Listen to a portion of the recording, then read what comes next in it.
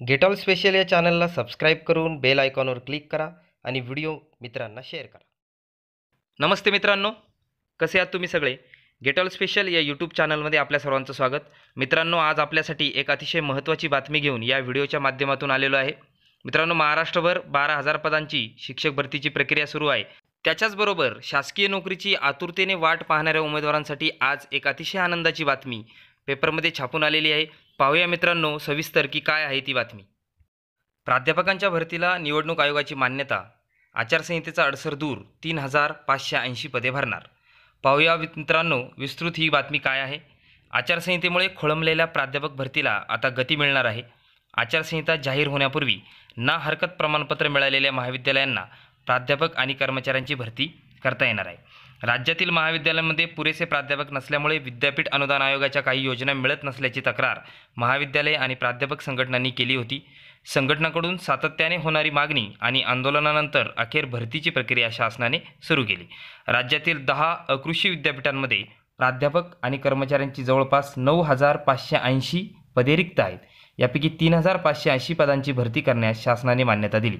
मंजूर झालेल्या पदांच्या भरतीसाठी मान्यता घेण्याची प्रक्रिया महाविद्यालयांनी सुरू केली. मात्र आचारसंहिता जाहीर झाल्यानंतर भरतीच्या प्रक्रियेला खीळ बसली. आचारसंहिता लागू होण्यापूर्वी राज्यातील 118 महाविद्यालयांतील 870 पदांना मान्यता मिळालेली होती. या पदांच्या भरतीसाठी जाहिरात किंवा निवड प्रक्रिया करता येणार आहे. त्यामुळे नेट सेट पात्र उमेदवारांना काहीसा दिलासा मिळाला आहे. मात्र निवड यादी राज्यातील निवडणुका झाल्यानंतर म्हणजेच 29 एप्रिलनंतर जाहीर करता येणार आहे. लोकसभेच्या निवडणुकांनंतर पुढे काही महिन्यांमध्ये राज्यातील विधानसभेच्या निवडणुकाही येऊ घातल्या आहेत. मान्यता मिळाल्यास ती 6 महिनेच वैध असते. त्यामुळे निवडणुकानंतरही महाविद्यालयांना भरतीची प्रक्रिया तातडीने पूर्ण करावी लागणार आहे. आता इथे मध्यभागी महत्त्वाचं असं म्हटलं की होणार काय? भरतीमुळे आचारसंहिता भंग होत नसून भरती सुरू करण्याची मागणी विविध संघटनांनी केली होती.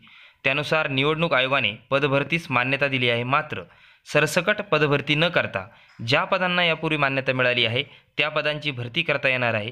एकूण 3,580 पदांच्या भरतीस मान्यता देण्यात आली आहे. म्हणजेच मित्रांनो, महाविद्यालयामध्ये प्राध्यापक म्हणून भरतीसाठी ज्यांच्याकडे पात्रता आहे त्यांच्यासाठी 3,500 जागा महाराष्ट्रभर नव्याने खुल्या झालेल्या आहेत. त्यादृष्टीने ही सुद्धा एक आपणा सर्वांसाठी आनंदाची बातमीच आहे. या बातमीच्या अनुषंगाने आपण असा एक निष्कर्ष काढू शकतो की जिल्हा परिषद व संस्थांच्या भरती प्रक्रियेला आचारसंहितेचा अडसर न येण्याची शक्यता आहे. कारण प्राध्यापकांची जी भरती प्रक्रिया आहे या भरती प्रक्रियेला निवडणूक आयोगाने आचारसंहितेमध्ये मान्यता दिलेली आहे. मात्र आपली जी जिल्हा परिषद व संस्थांची भरती प्रक्रिया 12,000 पदांसाठी होणार आहे या भरती प्रक्रियेला निवडणूक आचारसंहितेच्या पूर्वीच मान्यता मिळालेली आहे. सर्व तांत्रिक आणि प्रशासकीय प्रक्रिया पूर्ण करूनच प्रशासन या भरतीला सुरुवात करेल. म्हणजे पुन्हा काही भरतीमध्ये नवीन अडसर येऊन ही भरती प्रक्रिया खोळंबणार नाही याची दक्षता प्रशासन पूर्णपणे घेत आहे. अशा प्रकारे ही आपल्या सर्व भावी शिक्षकांसाठी महत्त्वाची अशी न्यूज आहे. व्हिडिओ कसा वाटला हे कमेंट बॉक्समध्ये नक्की कमेंट करा.